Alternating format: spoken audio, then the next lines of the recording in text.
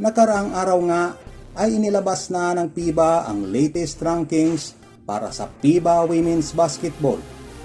At isa nga ang ating women's national team sa nabigyan ng magandang balita. Mula sa FIBA World Rank number 44 ay umakyat ang Gilas Pilipinas Women's Team sa World Rank number 39. Napakagandang balita nito mga boss, dahil unti-unti nang umaangat to the highest level ang ating mga koponan.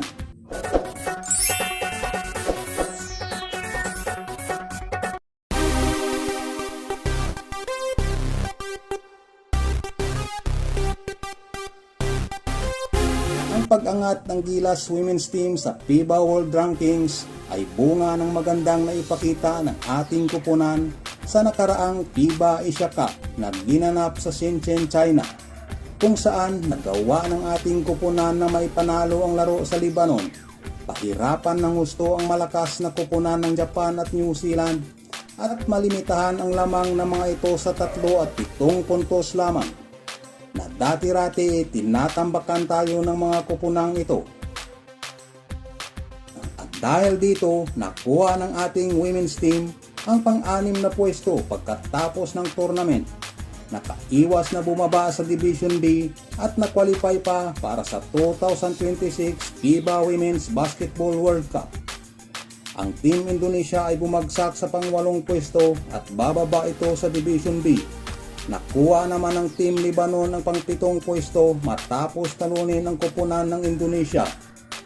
At ito ang nakakagulat sa Team Lebanon mga boss. Grabe ang inangat ng koponang ito sa World Rankings. Mula sa number 53 ay umakyat nga ito sa rank 41. Sana all. Samantala ang Team Japan naman, imbis na umangat, ay bumaba nga ito ng 2 baitang. Mula sa rank number 9 ay bumagsak ito sa rank number 11.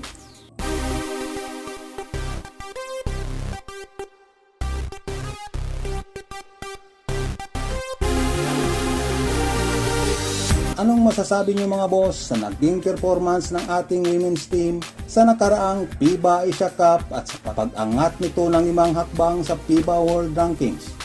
Magagawa pa kaya nilang talunin ang Team Lebanon?